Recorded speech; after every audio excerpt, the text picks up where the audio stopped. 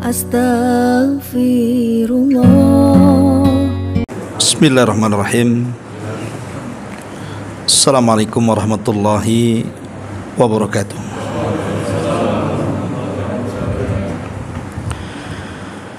Alhamdulillah wassalatu wassalamu ala Rasulillah wa ala alihi wa sahbihi wa mawalah wa la hawla wa la quwata illa billahi wa ba'du. Baik, kita lanjutkan kajian kita, masih membahas juz ke-29 pada surah Al-Mursalat, di mana kita akan masuk pada ayat ke-41 dan seterusnya. A'udzubillahi minasyaitonirrajim. Bismillahirrahmanirrahim. Innal muttaqina fi dhilalin wa uyun wa fawakiha mimma yashtahun kulu washrabu hani'an bima kuntum ta'malun inna kadzalika najzil muhsinin wailun yawma idzil mukadzibin. Sesungguhnya orang-orang yang bertakwa berada dalam naungan pepohonan sorga, dan ada di sekitarnya mata-mata air, serta buah-buahan yang mereka sangat sukai. Lalu dikatakan kepada mereka, makanlah, minumlah dengan nikmat karena apa yang selalu kamu kerjakan di dunia. Sesungguhnya demikian itulah kami beri balasan kepada orang-orang yang berbuat baik.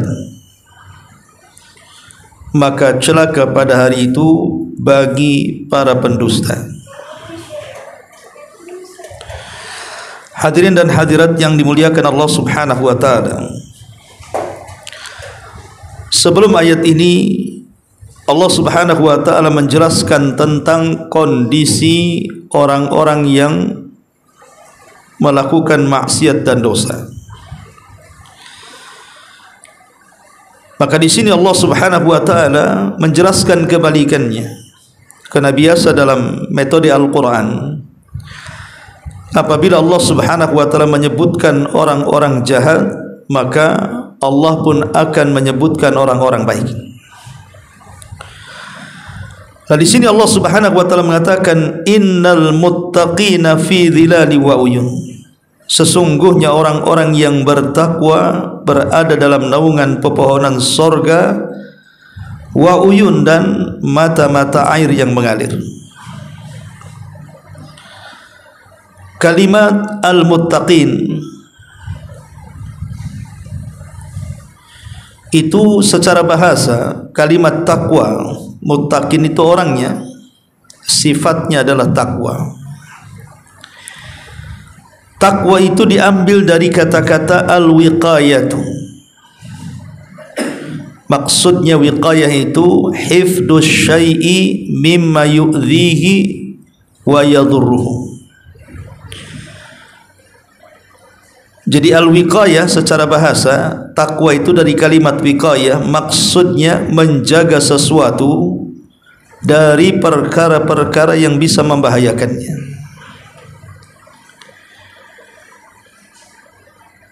Itu secara bahasa. Adapun secara istilah syar'i, takwa itu artinya al-amalu bit-ta'ati. Pertama, mengamalkan ketaatan-ketaatan kepada Allah Azza wa Jalla. Yang kedua, ijtinabul ma'asi, meninggalkan kemaksiatan-kemaksiatan. Dan yang ketiga, nurul ilmi wal iman, di mana amal ketaatan dan meninggalkan kemaksiatan itu harus di atas cahaya ilmu dan iman.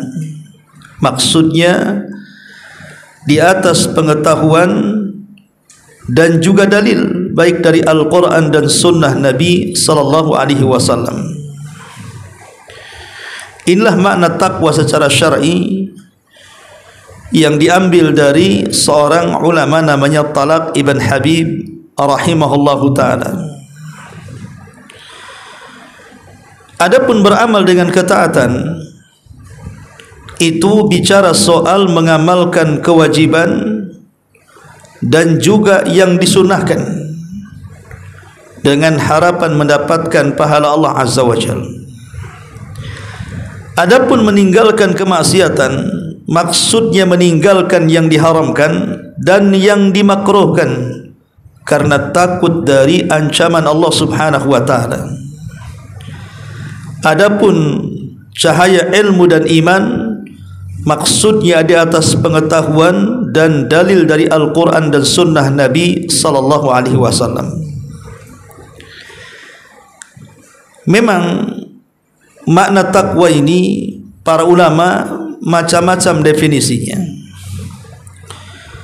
Lain perkataan Talaq ibn Habib, lain pula definisi yang didefinisikan Ali bin Abi Thalib radhiyallahu anhu, di mana Ali ketika ditanya apa makna takwa, maka Ali mengatakan at-taqwa al-khawfu minal jalil wal amalu bit tanzil wal qana'atu bil qalil wal isti'dad li yaumir rahil.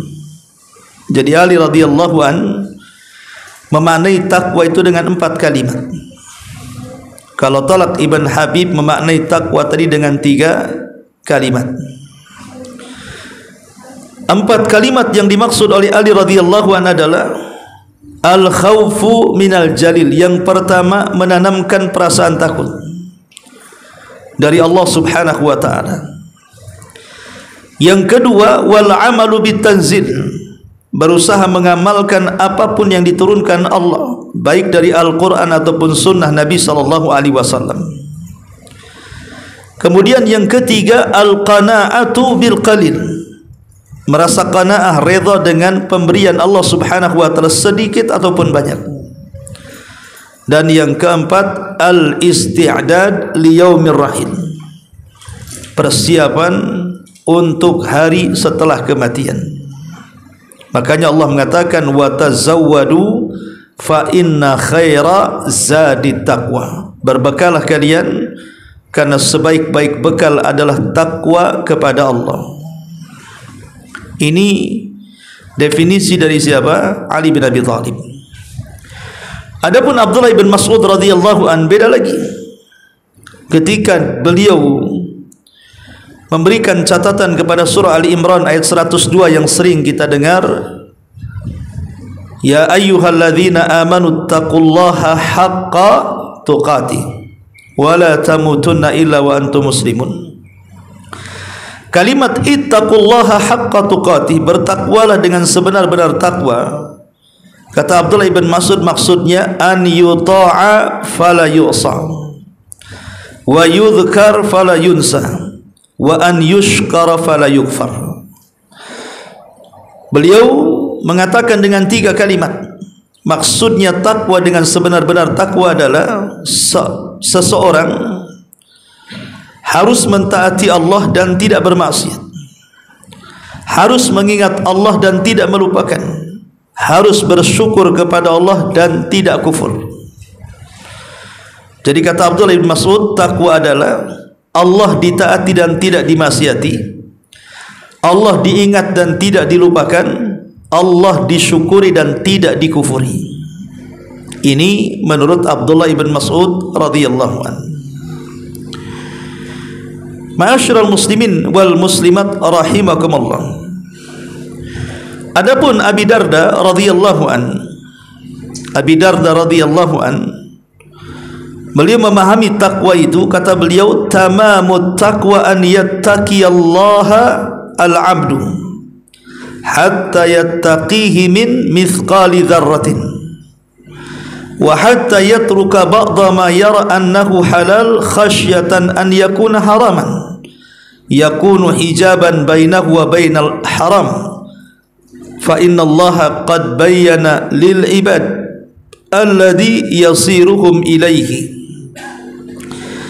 Kata Abi Darda radhiyallahu an, kesempurnaan takwa adalah seorang hamba menjauh dari perkara yang ditakutinya walaupun hanya sebiji dzarrah, sehingga dia mampu meninggalkan apa yang dilihatnya halal karena takut jatuh ke yang haram, sehingga dia bisa menghijab dirinya antara dia dengan yang diharamkan Allah Subhanahu wa ta'ala. Artinya takwa ini jangan lagi yang haram, yang syubhat saja ditinggalkan. Itu maksudnya, kata Al-Imam Abi Darda radhiyallahu anhu.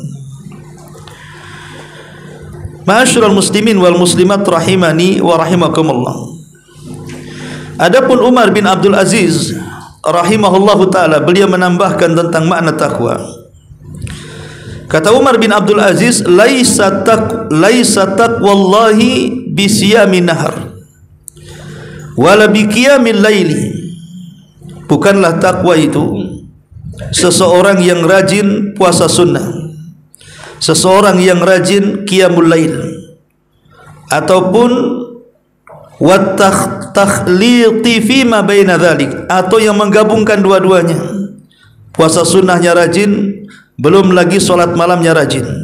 Kata Umar bin Abdul Aziz, itu bukan alamat takwa. Walakin, akan tetapi, kata beliau, taqwallahi, maksudnya bertakwa kepada Allah adalah tarku ma harramallahu wa ada'u maftaradallahu, faman razaka ba'da dzalika khairan fahuwa khairun ila khairin. Tapi yang dimaksud takwa adalah seseorang mampu meninggalkan yang diharamkan Allah dan mampu melaksanakan kewajiban yang diwajibkan Allah. Maka barang siapa yang diberikan rizki dengan dua perkara tersebut, maka dia telah mendapatkan kebaikan di atas kebaikan. Karena belum tentu orang yang puasa rajin ataupun yang solat malam rajin dia meninggalkan maksiat. Ada orang yang solat wajibnya oke, sunnahnya iya, tapi masih main riba, masih ghibah, masih dusta, dan yang semacamnya. Itu belum dikatakan takwa. Begitu kata Umar bin Abdul Aziz rahimahullahu ta'ala. Ma'asyiral muslimin wal muslimat rahimani wa rahimakumullah. Ada juga perkataan Maimun ibn Mihran rahimahullahu ta'ala, dia mengatakan, al-muttaqi asyaddu muhasabatan lin nafsi minasyariqi syahihi li syarikihi. Seorang yang bertakwa itu lebih keras muhasabah terhadap dirinya. Artinya lebih keras ketika introspeksi kepada dirinya. Apakah hari ini lebih baik ataukah kemarin lebih baik? Ataukah esok akan lebih baik lagi atau justru lebih baik daripada sekarang? Jadi orang yang bertakwa, kata Maimun ibn Mihran, adalah orang yang keras ketika muhasabahnya. Makin keras muhasabahnya, maka makin takwa dia kepada Allah Subhanahu wa ta'ala. Ada juga perkataan Musa ibn A'yun rahimahullahu ta'ala, bahwa orang yang bertakwa adalah tanazzahu an asya minal halali makhafatan an yaqa'u fi haram fasammahumullahu muttaqin. Mereka berhati-hati dari perkara-perkara yang halal karena takut terjerumus kepada yang haram.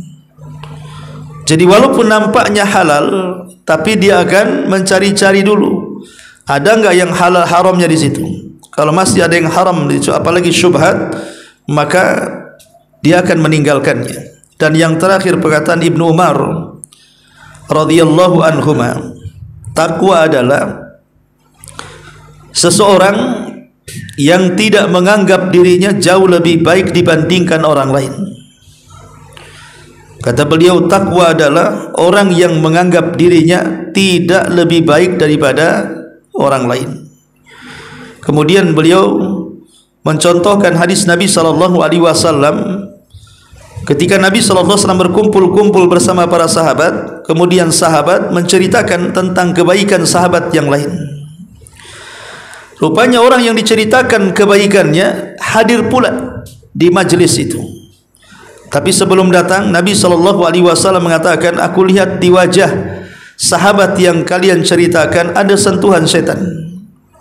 Sahabat mengatakan, Rasul, dia lebih hebat salatnya dibandingkan kami, puasanya lebih hebat dibandingkan kami, baca Qur'annya lebih hebat dibandingkan kami. Kenapa kau menganggap bahwa dalam wajahnya ada sentuhan setan? Kata Rasul, sebentar lagi kalian tahu. Kemudian datanglah sahabat yang diceritakan, akhirnya duduk di majlis itu. Kemudian Rasul bertanya kepada orang ini,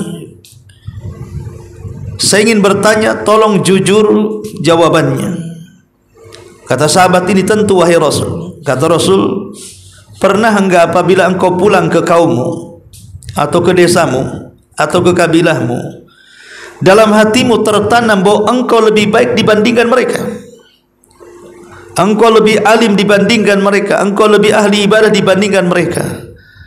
Maka sahabat ini mengatakan, iya, terkadang ada perasaan itu. Maka Rasul mengatakan, pantaslah di wajahmu ada sentuhan syaitan.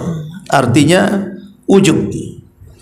Karena bagaimanapun orang yang ahli maksiat kemudian bertobat bercucuran air mata lebih baik dibandingkan orang yang tidak bermaksiat dan terus ibadah tapi menganggap dirinya jauh lebih baik dibandingkan orang lain. Itulah bahaya ujub. Ini definisi daripada taqwa Allah Azza wa Jal, bertakwa kepada Allah Azza wa Jal. Lalu apa sih buah daripada takwa itu? Pertama, dengan takwa kita akan memperoleh ma'iyatullahi, kebersamaan Allah dengan kita. Makanya Allah mengatakan dalam surah Al-Baqarah 194, wattaqullaha wa'lamu annallaha ma'al muttaqin. Bertakwalah kepada Allah, ketahuilah bahwa Allah bersama orang-orang yang bertakwa. Dari sini kita tahu bahwa di antara buah takwa adalah menghasilkan ma'iyatullah, kebersamaan Allah. Dan kalau Allah bersama kita, tidak perlu takut. Kalau Allah bersama kita, tidak perlu sedih. Kalau Allah bersama kita, tidak perlu kemudian kita stres, gundah dan yang semacamnya. Allah bersama kita, ya. Dan itu hanya diperoleh orang-orang yang bertakwa. Yang kedua, takwa membawa kita mencintai Allah Subhanahu wa ta'ala, dan Allah pun cinta dengan kita. Jadi takwa selain membawa kita mencintai Allah, ada timbal balik, Allah pun cinta dengan kita. Makanya Allah mengatakan dalam surah Al-Imran 76, innallaha yuhibbul muttaqin. Sesungguhnya Allah senang dan cinta dengan orang-orang yang bertakwa.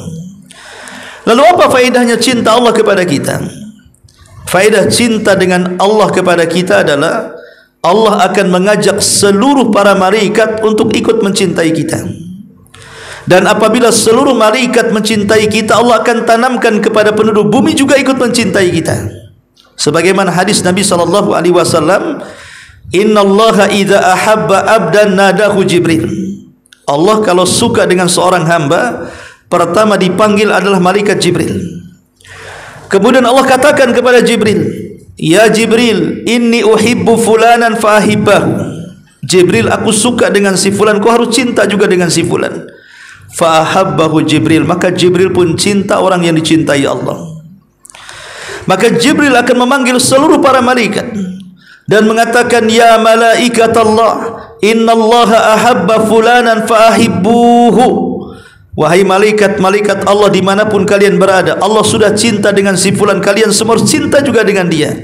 Fa'ahabbuhu, maka seluruh malaikat cinta kepada orang yang dicintai Allah. Apabila seluruh malaikat sudah cinta dengan orang yang dicintai Allah, maka Allah akan tanamkan kecintaan kepada penduduk bumi untuk mencintai orang dicintai Allah Subhanahu wa ta'ala. Lalu apa faedahnya kalau malaikat mencintai kita dan penduduk bumi mencintai kita? Adapun faedah malaikat mencintai kita, bukankah yang mencatat amal kita adalah para malaikat? Kalau malaikat mencintai kita, tidak mungkin dia mencatat kecuali yang baik-baik, dan tidak mungkin mencabut nyawa kita kecuali dengan kondisi terbaik. adapun kecintaan penduduk bumi kepada kita, maka itu jaminan bahwa kita orang baik dan ada jaminan masuk surga. Seperti hadis Nabi SAW, ketika ada satu jenazah, kemudian semua orang memujinya, maka Rasul mengatakan wajabat. Besoknya ada jenazah lagi, kemudian semua orang manusia memakinya, maka Rasul mengatakan wajabat. Sahabat mengatakan, ya Rasul, apa maksudnya kalimat wajabat yang Anda katakan? Maka Rasul mengatakan, adapun jenazah yang pertama yang dipuji oleh banyak manusia, wajabat lahul jannah, maka dia wajib masuk surga. Adapun jenazah yang kedua yang dicaci maki banyak manusia, wajabat lahun nar, maka neraka wajib untuk dia. Menunjukkan apa? Bahwa kecintaan penduduk bumi itu bermanfaat kepada kita. Makanya faedah takwa adalah menanamkan kecintaan kita kepada Allah dan kecintaan Allah kepada kita. Yang ketiga, manfaat takwa adalah ghufranudz dzunub. Maka dosa-dosa kita akan diampuni oleh Allah Subhanahu wa taala. Allah mengatakan dalam surah Al-Anfal 29, ya ayyuhalladzina amanu in tattaqullaha yaj'al lakum furqana wa yukaffir ankum sayyi'atikum wa yaghfir lakum wallahu dzul fadlil azim. Wahai orang-orang yang beriman, kalau kalian bertakwa kepada Allah, Allah akan jadikan bagi kalian pembeda. Dengan ketakwaan engkau bisa membedakan mana hak dan yang batil. Cukup sampai di situ? Tidak. Allah akan menghapuskan kesalahan-kesalahan kalian, bahkan menggugurkan dosa-dosa kalian. Lihat, ini buah daripada takwa. Dosa-dosa kita akan diampuni dan kita diberikan kecerdasan membedakan mana hak mana batil, dan kesalahan-kesalahan kita akan digugurkan Allah Subhanahu wa taala. Kemudian yang keempat, takwa bisa menyelesaikan banyak permasalahan hidup. Allah Subhanahu wa taala mengatakan dalam surah At-Talaq ayat 2 sampai 3, wa man yattaqillah yaj'al lahu makhrajan wa yarzuqhu min haitsu la yahtasib. Siapapun yang bertakwa kepada Allah, maka Allah jadikan dalam hidupnya banyak jalan keluar dari kesulitannya, dan Allah Subhanahu wa taala akan memberikan rizki dari arah yang tidak disangka-sangka. Subhanallah. Lihat, kalau orang yang bertakwa, maka semua kesulitannya akan teruraikan. Musibah apapun yang menderanya akan ada yang membahagiakan. Masalah apapun yang dihadapinya pasti akan ketemu benang keluarnya. Makanya di sini nasihat, kalau kita dirundung musibah, jangan makin jauh dengan Allah Subhanahu wa taala. Karena betapa banyak orang-orang yang terkena musibah, entah badannya kena penyakit, entah usahanya gulung tikar, entah masalah di perusahaannya, entah masalah di pekerjaannya. Terkadang stresnya kita, sedihnya kita, bingungnya kita bukan makin mendekat dengan Allah, justru makin menjauh tuh. Makin lemas badannya, malas ke masjid, malas lisannya, tidak mau baca Quran, malas badannya, tidak mau hadir majelis ilmu, pusing lah. Justru kalau ketika kita dapat musibah menjauh dari Allah, selamanya Anda tidak akan mendapatkan jalan keluar dari masalah. Justru kesempatan ketika ada masalah, maka mendekatlah kepada Allah. Kata Hudzaifah bin Yaman radhiyallahu an, kana Nabi sallallahu alaihi wasallam idza hazabahu amrun fazi'a ila shalah. Rasul kalau ada masalah besar, tidak bisa keluar dari masalah itu, maka Rasul akan segera melaksanakan salat untuk meminta kepada Allah dalam salatnya agar diurai permasalahannya. Karena dalam salat itu minimalnya kalau 4 rakaat, berarti 4 kali kita membaca iyyaka na'bud wa iyyaka nasta'in. Iyyaka na'bud, hanya kepadamu ya Allah kami beribadah, wa iyyaka nasta'in, dan hanya kepadamu kami meminta pertolongan. Kalimat meminta pertolongan artinya melibatkan Allah dalam setiap masalah kita. Berarti kalau satu hari satu malam 5 kali waktu salat, berarti kita mengucap kalimat iyyaka nasta'in 17 kali itu, belum salat sunnahnya. Berarti betul-betul Ketika itu kita meminta pertolongan kepada Allah Azza wa Jalla, sehingga masalah sebesar apapun kalau Allah ikut serta pasti akan ada jalan keluarnya. Sebagaimana masalah sekecil apapun kalau Allah tidak terlibat pasti akan sulit diselesaikannya. Kemudian yang kelima, yuwaffiq lil amali nafi'. Orang yang bertakwa akan diberikan taufik untuk mengarahkan kepada amalan-amalan yang bermanfaat. Allah mengatakan dalam Al-Baqarah 282, wattaqullaha wa yu'allimukumullah wallahu bikulli syai'in alim. Bertakwalah kepada Allah, dengan itu Allah akan mengajarkan sesuatu kepada kalian. Artinya akan mengarahkan kepada kalian, diberikan taufik, ya. Tiba-tiba semangat untuk beramal, semangat untuk berbuat baik, semangat untuk beribadah, diberikan taufik oleh Allah Azza wa Jalla. Dan yang keenam, bahwa orang yang bertakwa adalah qabulullah ta'ala minal a'malis salihah. Bahwa orang yang bertakwa maka amal solehnya pasti akan diterima oleh Allah Subhanahu wa ta'ala. Makanya kata Ibnu Umar radhiyallahu anhuma, dia mengatakan, kalau aku tahu dalam sujudku walaupun hanya satu kali diterima oleh Allah Subhanahu wa ta'ala, maka saya siap mati. Kalau satu sujudku aku tahu diterima oleh Allah Subhanahu wa ta'ala, aku siap untuk mati. Kenapa? Karena Allah Subhanahu wa ta'ala berfirman dalam Al-Maidah 27, innama yataqabbalullahu minal muttaqin. Sesungguhnya Allah hanya menerima amalan orang yang bertakwa. Artinya kalau sujud satu kali saja kita tahu diterima, berarti kita dianggap orang yang bertakwa, dan surga hanya diperuntukkan untuk orang-orang yang bertakwa. Uiddat lil muttaqin. Bahwa surga itu diperuntukkan untuk orang-orang yang bertakwa kepada Allah Subhanahu wa ta'ala. Kemudian yang ketujuh, taisir al-umur. Orang yang bertakwa, masalah-masalahnya semua dimudahkan, semua tercerahkan. Sebagaimana dalam surah At-Talaq ayat 4, wa man yattaqillah yaj'al lahu min amrihi yusra. Siapa yang bertakwa kepada Allah, Allah jadikan setiap perkaranya menjadi mudah. Dan yang kesembilan, al-hifdhu min kaidil a'da wa makrihim. Allah akan jaga dari makar musuh-musuhnya dan juga tipu muslihat musuh-musuhnya. Dalam Al-Imran 120 Allah mengatakan, in tasbiru wa tattaqu la yadurrukum kaiduhum syai'a.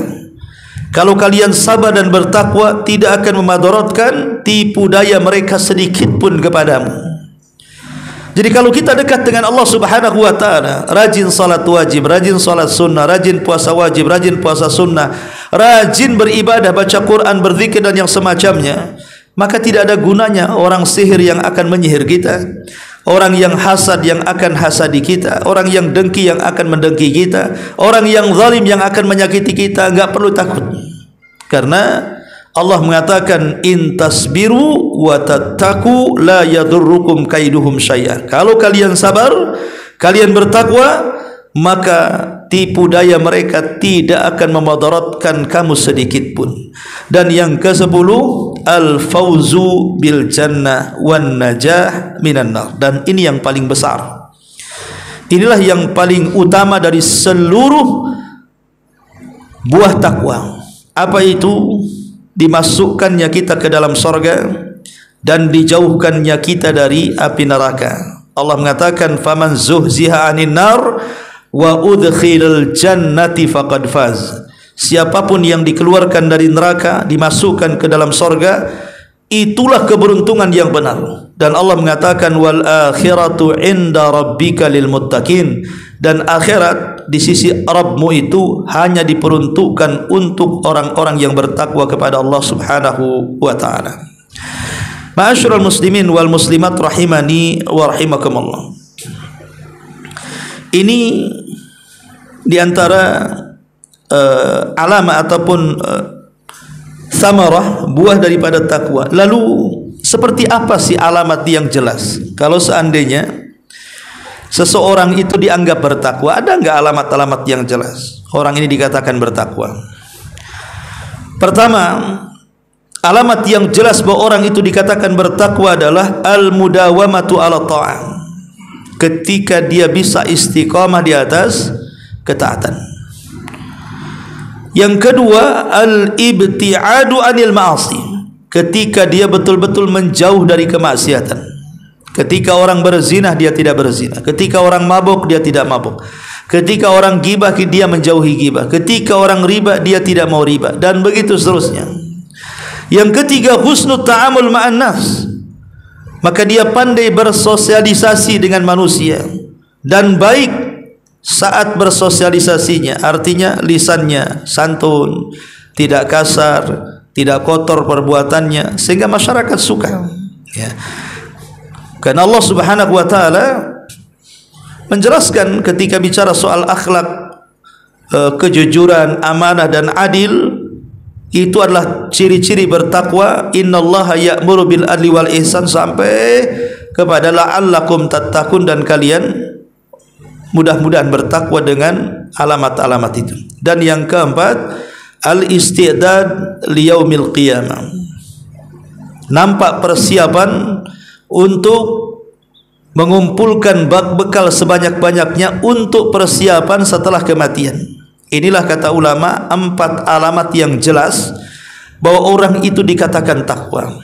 Secara global, takwa itu hubungan baik dengan yang di atas dan hubungan baik dengan yang di bawah. Hablum minallah wa hablum minan nas. Ya.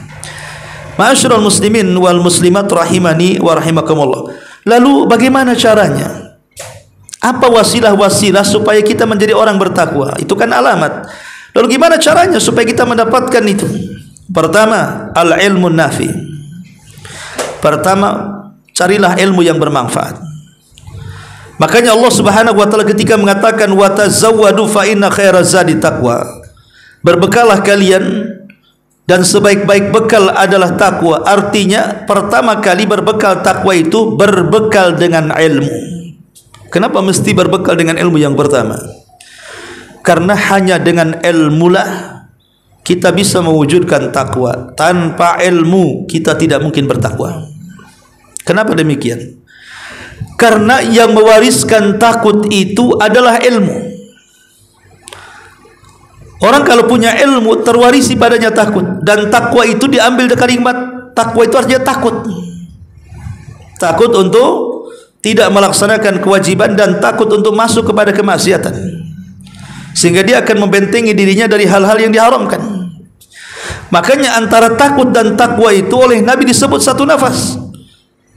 Saat istri-istri Nabi SAW ditanya tentang ibadah Nabi SAW, istri-istri Rasul menjelaskan ibadah Nabi seperti ini. Rupanya 3 orang yang bertanya tidak puas, kemudian bersumpah, oh kalau ibadah Nabi hanya segitu, dia mengatakan saya akan melebihi Nabi, saya akan sholat malam dan tidak akan tidur. Yang satu saya akan berpuasa terus dan tidak akan berbuka. Yang satu mengatakan saya tidak akan menikah dan aku habiskan semua kehidupanku untuk ibadah. Nabi datang, siapa yang ngomong gitu?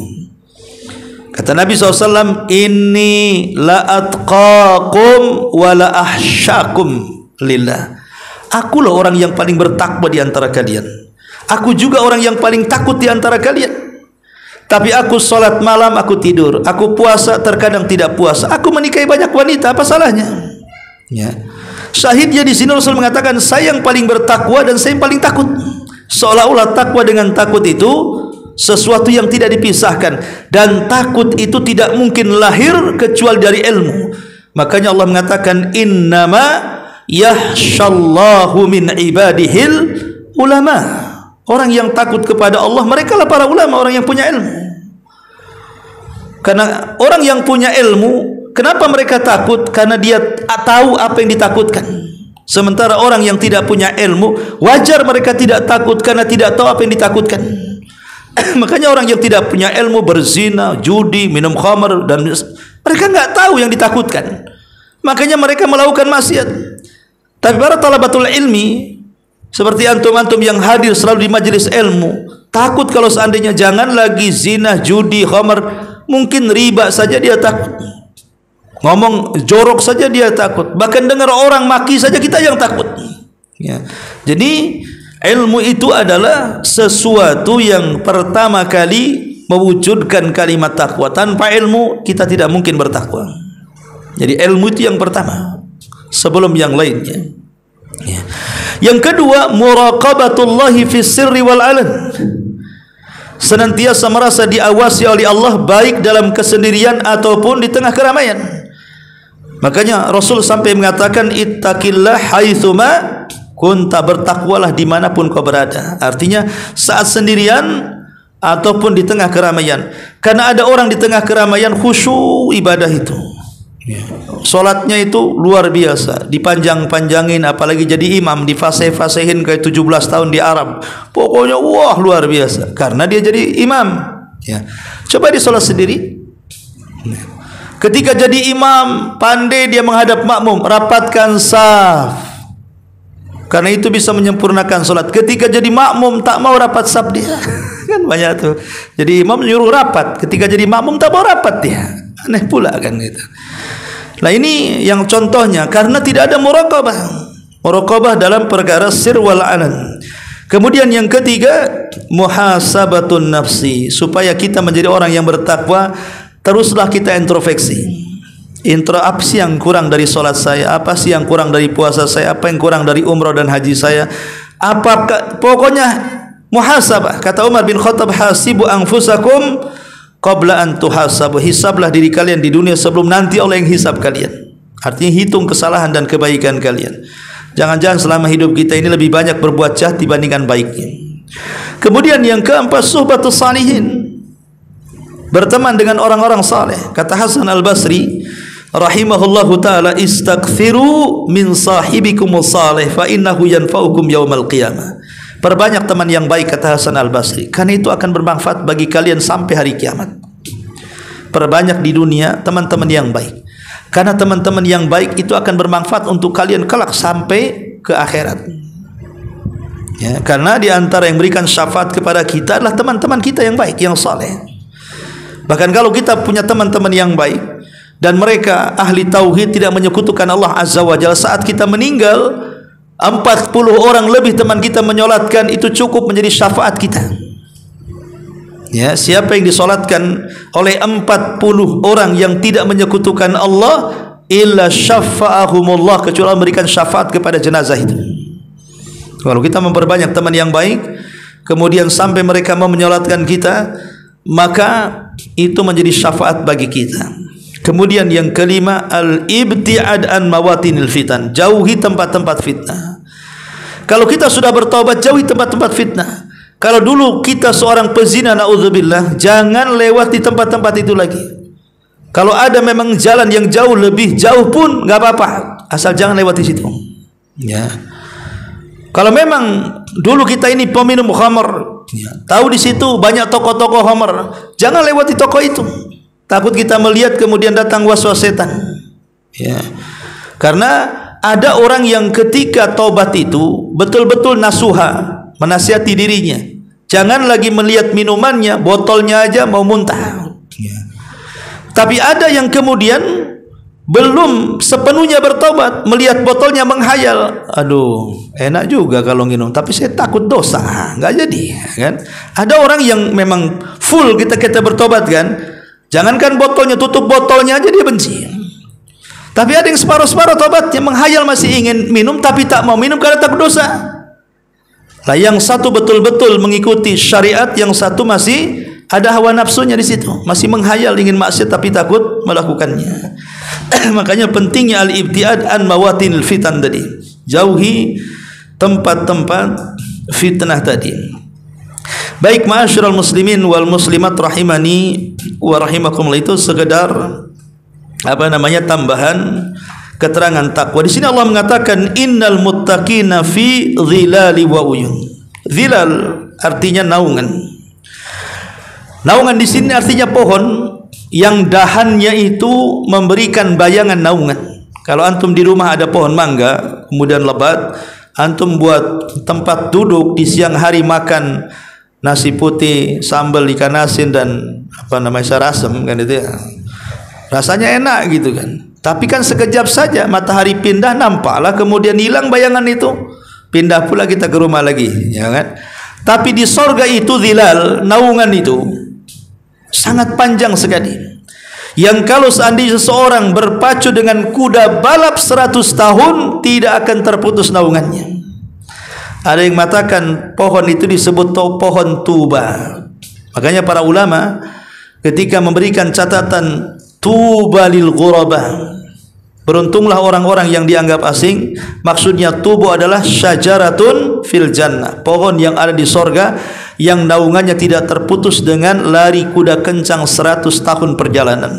Saking besarnya pohon itu kan, ya enak. Jadi makanya rindang di sorga itu penuh dengan kebun dan pepohonan.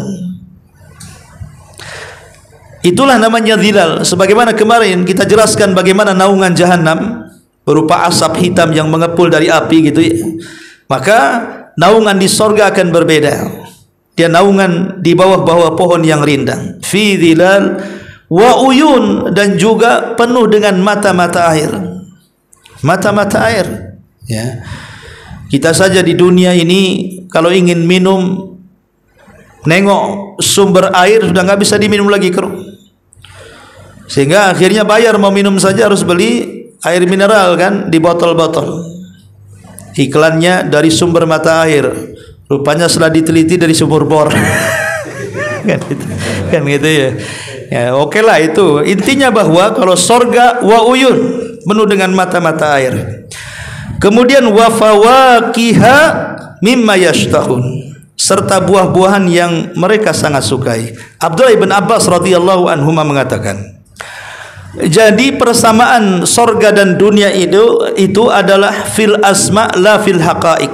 Jadi persamaan nama itu hanya sekedar sama saja namanya. Di dunia ada pisang, di sorga pisang. Di dunia ada kurma, di sorga ada kurma. Di dunia ada anggur, di sorga ada anggur. Itu hanya persamaan nama saja, bukan persamaan hakikat. Karena hakikatnya kenikmatan sorga itu tidak bisa dilihat mata, didengar telinga, terlintas dalam otak pun tidak bisa. Saking nikmatnya tidak bisa dibayangkan. Ya. Tapi yang jelas kalimat mimma yashtahun, apa yang disukai, apa yang diinginkan. Di dunia ini terkadang apa yang kita inginkan tidak mesti kita dapati. Contoh umpamanya kita ada semangat ngajak orang, oh di sana ada warung bagus tuh dekat laut, paling enak tuh masakan Melayu. Sampai sana dah tutup, ya. Kan tidak semua yang kita inginkan tercapai di dunia ini kan. Ingin durian tapi belum ada musimnya, gimana caranya? Ya. Akhirnya kejodoh durian yang sudah 100 tahun itu yang kita makan, nggak enak, nggak segar kan. Di dunia ini tidak semua yang kita inginkan tercapai, itu masalahnya. Mau makanan kuliner ke sana kemari banyak, dan saya pun sering bawa tamu, oh saya ingin ke jodoh, di sana ada warung makan. Sampai di sana menunya tinggal 3 dari 100 menu tuh. Nggak ada yang kita inginkan, udah habis katanya. Tapi di sorga Allah mengatakan mimma yashtahun, artinya apapun yang kita kehendaki itu Allah kabulkan. Dan itu kenikmatan mana lagi coba? Kita ingin hari ini durian, tahu-tahu sudah ada duriannya. Kita ingin pisang, ada pisangnya. Ingin makanan ini, ingin semua ada. Mimma yashtahun. Kemudian Allah mengatakan kulu washrabu hanian, makanlah minumlah dengan penuh kenikmatan. Nikmat tidak ada yang menyerobot. Di sorga itu tidak akan ada yang mengambil. Ya makanan kita untuk kita saja. Di dunia ini apalagi satu keluarga di rumah ya, punya anak-anak banyak, dah was-was tuh. Masak daging, ya, habis sama anak-anak. Kita belum makan dah habis duluan. Di sana tidak, ya, makan dengan nikmat, dengan lahap, tidak ada yang ganggu. Dan anehnya makan banyak tapi tidak kenyang, hanya dapat nikmatnya saja. Kalau kita kadang-kadang kan, karena di rumah ini sudah makan kenyang, tiba-tiba diajak makan seenak apapun tuh warung itu, karena sudah kenyang, malas kita makan. Malah kalau dijejelin malah makin muntah tuh. Sama dengan orang yang sudah minum banyak dikasih jus enak pun tetap aja nggak masuk. Kalau nggak muntah dia. Di sorga nggak, makan aja, ya. Dan makan itu nggak ada berak, nggak ada kencing. Makanya nggak ada toilet di sorga itu. Di sorga itu mengeluarkan kotoran lewat keringat, dan keringatnya itu baunya lebih wangi dibandingkan minyak kasturi. Itulah kotorannya sorga. lebih wangi dibandingkan minyak kasturi. Kalau di dunia jangan harap mau minum minyak kasturi itu keluar tidak seperti itu baunya. Padahal yang diminum minyak kasturi itu kalau dikencingkan beda lagi itu baunya. Tapi di sorga walaupun baunya mungkin gak enak makanannya, justru kotorannya malah enak gitu ya. Lah inilah bedanya dunia dan akhirat. Kulu washrabu hani'an bima kuntum ta'malun. Karena apa yang kalian amalkan. Apakah orang masuk sorga itu karena amal? Bukan. Orang masuk sorga itu bukan karena amal. Lalu bagaimana ayat ini bima kuntum ta'malun terhadap apa yang kalian sudah amalkan di dunia? Ya. Kita katakan bahwa semua orang masuk surga itu bukan karena amal, tapi karena rahmat Allah Subhanahu wa taala. Kata Nabi SAW, semua manusia yang masuk surga karena rahmat.